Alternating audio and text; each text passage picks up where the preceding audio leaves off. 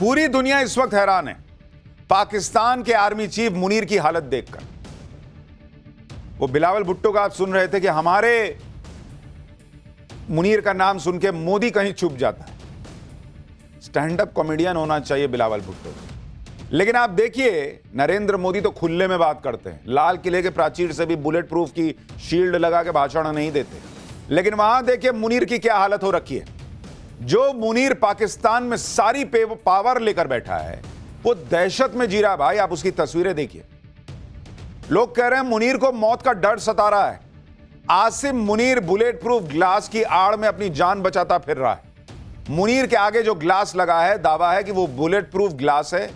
हैरानी की बात यह है कि मुनीर ने सेना के अधिकारियों के साथ मीटिंग में यह बुलेट प्रूफ ग्लास लगवाया। आप देख रहे हैं, सेना के साथ मीटिंग में यह बुलेट प्रूफ ग्लास में बैठा है। सोचिए इसके खौफ का आलम क्या होगा। अलग अलग मीडिया रिपोर्ट्स के मुताबिक ये तस्वीरें तब की हैं जब मुनीर रावलपिंडी में सेना की 273वीं कॉर्प्स कमांडर कॉन्फ्रेंस को संबोधित कर रहा था। तब Munir bullet proof transparent glass के पीछे था। मुनीर की इस मीटिंग में सेना के कुछ अधिकारी दिख रहे हैं। एक खाली से हॉल में सेना के अधिकारियों के बीच मुनीर बुलेट प्रूफ ग्लास में था। इसलिए ये सवाल उठ रहे हैं कि मुनीर को सेना के अधिकारियों के बीच डर क्यों लग रहा है भाई? क्या मुनीर को अपनी ही सेना से खतरा है? क्या मुनीर को सेना में अपने खिलाफ बगावत का डर है कि कहीं कोई उठ के मार ना दे? क्योंकि ऐसी कोई वजह नहीं है कि मुनीर को अपनी सेना के बीच भी बुलेट प्रूफ ग्लास में रहना पड़े, लेकिन वो रह रहा है तो वजह तो होगी कुछ बॉस। कुछ तो उसको डर है। पता चला होगा कि भाई कहीं ऐसा ना हो कि जैसे बाहर अज्ञात हमलावर मार रहे हैं, यहां ज्ञात हमलावर मार दे, कोई अपना ही मार दे। असीम मुनीर कितना खौफ में है, कितना डरा हुआ है, इसका अंदाजा इसी बात से आप लगा सकते हैं कि मुनीर इन दिनों बुलेट प्रूफ जैकेट पहन के घूम रहा कहा जा रहा है। दावा किया जा रहा है कि मुनीर 24 घंटे बुलेट प्रूफ जैकेट को पहनकर घूम रहा है। कुछ रिपोर्ट्स में तो यह तक दावा है कि मुनीर बुलेट प्रूफ जैकेट पहन के सो भी रहा है। हाल ही में मुनीर जब लीबिया के दौरे पर गया था तो वहां मुनीर की तस्वीरों को देखकर यह अंदाजा लगाया जा रहा है कि मुनीर ने यूनिफॉर्म के अंदर बुलेट प्रूफ जैकेट पहनी हुई। आप देख रहे हैं अंदर जो ऐसे टाइट सा मामला दिख रहा है, बाह के पास देखिए और पीछे देखिए। मीडिया रिपोर्ट्स में दावा किया जा रहा है कि यह बुलेट प्रूफ जैकेट पहने हुए। जैकेट पहनने की वजह से मुनीर की यूनिफॉर्म थोड़ी मोटी दिख रही है और जैकेट का एक आउटलाइन भी दिख रहा है। अब ये बनियान तो हो नहीं सकती इतनी मोटी, जिसकी वजह से कसा हुआ है यूनिफॉर्म। यूनिफॉर्म के नीचे बुलेट प्रूफ जैकेट पहनने से मुनीर का शरीर थोड़ा बल्कि भी लग रहा है, उसका हाथ भी थोड़ा बल्कि लग रहा है। पाकिस्तान में मुनीर को लेकर यह बातें पहले ही होती रही हैं कि मुनीर बिना बुलेट प्रूफ जैकेट पहने बाहर नहीं निकलता। लेकिन अब यह चर्चा और तेज हो गई है कि अगर आप देखेंगे तो मुनीर की ये बुलेट प्रूफ जैकेट दिख रही है और लोग कह रहे हैं कि भाई ये तो बड़ा डरपोक आदमी है। ये देश क्या लीड करेगा, देश की सेना क्या लीड करेगा जो खुद डरा हुआ है। इमरान खान की पार्टी के नेता तो यहां तक दावा कर रहे हैं कि मुनीर बुलेट प्रूफ जैकेट पहनकर सो रहा है। वो कहीं भी जाता है बुलेट प्रूफ जैकेट उतारता ही नहीं है। इमरान खान की पार्टी के नेता कह रहे हैं कि मुनीर कई बार रात में डर की वजह से चौंक कर उठ जाता है, सोते सोते कांपने लगता है। ये इमरान खान की पार्टी के नेता कह रहे हैं। डर की वजह से मुनीर को रात में ठीक से नींद भी नहीं आ रही है। देखिए, मुनीर को डर है कि उसका हाल भी कहीं जियाउल हक जैसा ना कर दिया जाए। जियाउल हक भी पाकिस्तान का सैन्य तानाशाह था। विमान हादसे में जियाउल हक की मौत हो गई थी और यह हादसा था या साजिश, यह बात मुनीर अच्छी तरह समझता होगा।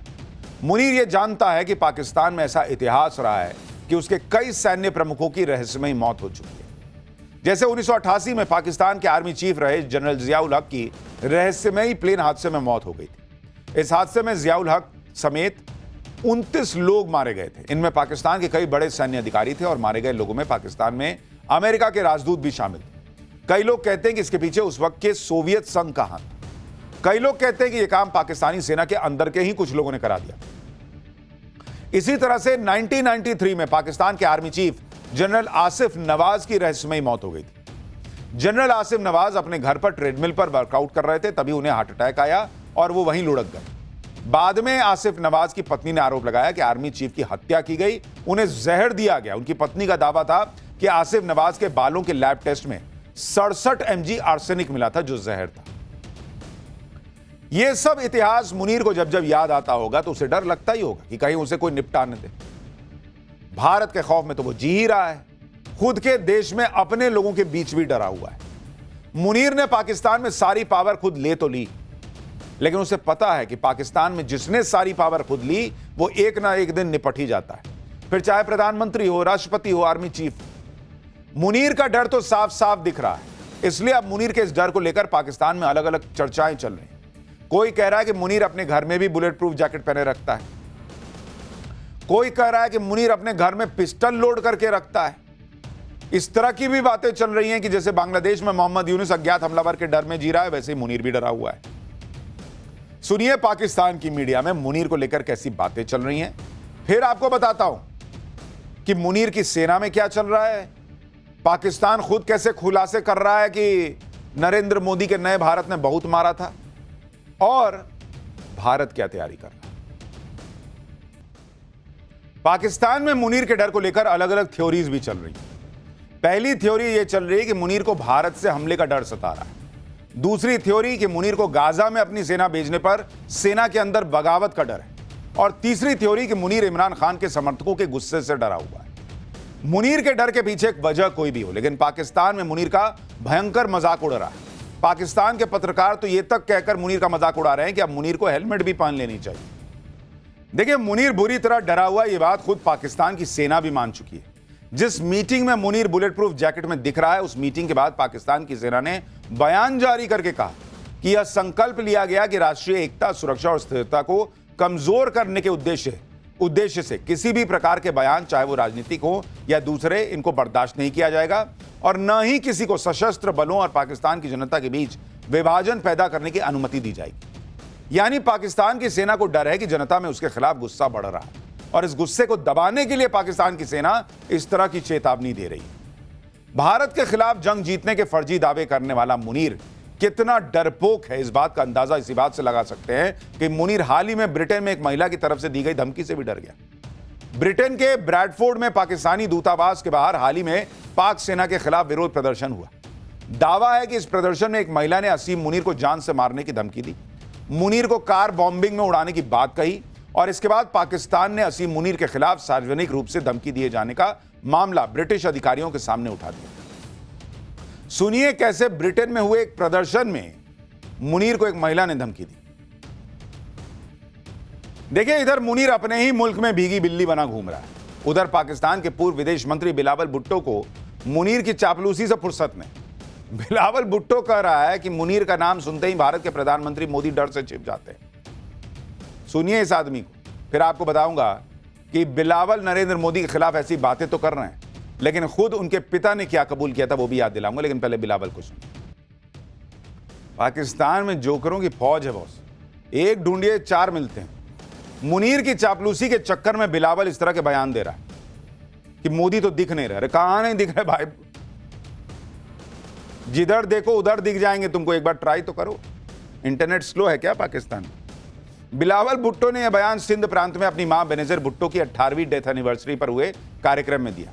लेकिन इसी कार्यक्रम में बिलावल भुट्टो के पिता और पाकिस्तान के राष्ट्रपति आसिफ अली जरदारी ने ऐसा बयान दिया कि मुनीर की चापलूसी में लगे बिलावल भुट्टो को लेने के देने पड़ गए। इधर बिलावल भुट्टो यह माहौल बना रहा था कि मुनीर से मोदी डरते हैं, भारत डरता है। उधर पाकिस्तान के राष्ट्रपति आसिफ अली जरदारी ने यह मान लिया कि ऑपरेशन सिंदूर के दौरान भारत ने ऐसा फोड़ा था कि उनके मिलिट्री सेक्रेटरी ने कहा था कि सर बंकर में छिप जाइए। यानी आप सोचिए, खुद पाकिस्तान का राष्ट्रपति बता रहा है भाई कि उनके लोगों ने कहा था कि सर बंकर में छुप जाते हैं, भारत बहुत मार रहा है। तो जिनको थोड़ा डाउट है, हमारे यहां कई लोगों का इंटरेस्ट था कितने रफेल गिरे नहीं गिरे इसको जानने में, वो सुने कि भारत ने कितना मारा था, कि राष्ट्रपति के सलाहकारों को कहना पड़ा था कि सर छुप जाते हैं तो शायद बच जाए, वो भी बंकर में। आप ये भी देखिए कि पाकिस्तान का राष्ट्रपति 8 महीने पहले हुए ऑपरेशन सिंदूर का जिक्र अब फिर से कर रहा है। इतना ही नहीं, पाकिस्तान के राष्ट्रपति ने इशारों में कह दिया कि दोबारा पाकिस्तान को युद्ध झेलना पड़ सकता है। यानी आसिफ अली जरदारी को भी पता है, डर है कि नए साल में भारत, पीएम मोदी पाकिस्तान को फोड़ेंगे। इधर पाकिस्तान के राष्ट्रपति ऑपरेशन सिंदूर की मार नहीं भूल पा रहे, बंकर में छिपने की बातें बता रहे हैं। दूसरी तरफ आप भारत की राष्ट्रपति द्रौपदी मुर्मू को देखिए, जो सबमरीन की सवारी कर रही हैं। राष्ट्रपति द्रौपदी मुर्मू ने रविवार को कर्नाटक के कारवाड़ नेवल बेस पर सबमरीन में यात्रा की। कलवरी क्लास की सबमरीन आईएनएस वागशीर में नौसेना प्रमुख एडमिरल दिनेश के त्रिपाठी भी राष्ट्रपति के साथ मौजूद थे। इधर भारत की राष्ट्रपति कभी फाइटर जेट की सवारी कर रही हैं, कभी सबमरीन की सवारी कर रही हैं। उधर पाकिस्तान का राष्ट्रपति अभी भी भारत की सेना के खौफ में ही जी रहा है। और अपने खौफ को छिपाने के लिए जरदारी ने अपने समर्थकों को यह पट्टी पढ़ाई कि युद्ध में पाकिस्तान ने रहम दिखा दिया। सुनिए पाकिस्तान के राष्ट्रपति कैसे उठपटांग बातें कर। मैंने कहा ना, इनके यहां एक जोकर ढूंढिए निकलिएगा, 4 मिलता है। बेटा जोकर है तो बाप कैसे अलग हो सकता है? सुनिए बाप ने क्या कहा है। इनके एयरफोर्स चीफ ने रहम किया और फिर अपना ही बेस उड़ा लिया क्या? भारत ने पाकिस्तान के एयरबेस फोड़ दिए और यह रहम की कहानी सुना रहा है। यहां पाकिस्तान के राष्ट्रपति अपनी जनता को रहम की कहानी सुना रहे हैं। दूसरी तरफ पाकिस्तान के डिप्टी पीएम और विदेश मंत्री इशाक डार ने भी खुद मान लिया कि भारत ने पाकिस्तान के इतना अंदर घुसकर मारा कि उनका नूर खान एयरबेस भी चपेट में आ गया और पाकिस्तान कुछ न कर पाया। ऑपरेशन सिंदूर में पाकिस्तान कितना डरा हुआ था, इशाक डार ने भी इसकी पोल पट्टी खोल दी। पाकिस्तान के विदेश मंत्री ने बताया कि 22 अप्रैल को पहलगाम हमले के बाद से पाकिस्तान की सरकार डरी हुई थी। इशाक डार ने माना कि भारत के हमले से पहले और बाद में उन्होंने दुनिया के अलग अलग नेताओं को 60 से ज्यादा कॉल की और यह उनके लेवल था उनके डर का। इशाक डार ने खुद माना कि पाकिस्तान पर सरप्राइज अटैक हो गया और इस अटैक के लिए पाकिस्तान तैयार नहीं था। सुनिए, इशाक डार ने खुद ये बातें कबूल की हैं। यानी पाकिस्तान का विदेश मंत्री खुद क्या बातें मान रहा है, आप उसको समझिए। वो इशाक डार खुद बता रहा है कि इनका प्लान था कि हम 4 बजे भारत पर अटैक करेंगे, भारत 2:30 बजे फोड़ के चला गया। तो वो जो जरदारी कह रहा था कि हमारे एयरफोर्स चीफ ने रहम दिखाया, अबे रहम क्या दिखाएंगे ये लोग? तुम्हारा प्लान ही एग्जीक्यूट नहीं हो पाया, उसके पहले भारत ने फोड़ दिया भाई। ये तुम्हारा विदेश मंत्री खुद बता रहा है, खुद मान रहा है कि हमने 60 जगह बात की फोन करके कि हम नहीं करेंगे, देखिएगा। मतलब डरे हुए थे कि भारत मारने आएगा। भाई देखो आप लोग, देखो हम तो कुछ नहीं कर रहे हैं, मारने आने वाला है। पाकिस्तान के विदेश मंत्री ने बताया कि कैसे भारत ने पाकिस्तान को फोड़ने के लिए 36 घंटे में 80 ड्रोन भेज दिए। इसके साथ ही इशाक डार ने यह झूठ भी परोस दिया कि 80 में से 79 ड्रोन कुछ नहीं कर पाए, एक ड्रोन थोड़ा सा डैमेज किया। इशाक डार खुलकर ना बताएं, लेकिन ये थोड़ा सा डैमेज कितना बड़ा था इसकी सैटेलाइट इमेज दुनिया ने देखी है। पाकिस्तान उस बच्चे की तरह है जो फेल होने के बाद दुनिया को बता रहा कि अरे मैंने तो 80 में से 79 क्वेश्चन हल कर दिए, एक छूट गया था थोड़ा सा, बस इतना, इंक खत्म हो गया था। अरे दुनिया ने देखा है, बेशरम देश, तुमको फूटा, तुम्हारा एयरबेस फूटा हुआ देखा है भाई। वो भी एक इसलिए मान रहा है कि उसको भी थोड़ा अंदर से तो लगता ही होगा। आदमी कितना भी जलील हो, बेगैरत हो, अंदर से थोड़ा तो लगता ही है ना कि भाई दुनिया ने देख रहा है क्या। एक आया था ऐसा चुन्नू सा, ऐसे थोड़ा सा गिरा, वहां पे ऐसे हल्का सा खरोच हो गया था, हम झाड़ू से साफ कर दिया। इसका बस चलता तो बोल देता।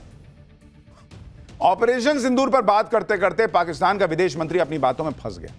ऑपरेशन सिंदूर के बाद पाकिस्तान ने इस बात का बहुत डंका पीटा था कि उसने भारत के मिलिट्री इंस्टॉलेशंस पर हमला कर दिया था। याद है ना, पाकिस्तान ने दावा किया था कि उसने भारत के उधमपुर एयरबेस पर हमला किया था। लेकिन अब पाकिस्तान के विदेश मंत्री खुद ऑन रिकॉर्ड कह रहे हैं कि भारत के मिलिट्री इंस्टॉलेशन पर हमले की खबर झूठी थी। इस झूठ की आड़ में भारत ने पाकिस्तान पर हमला कर दिया।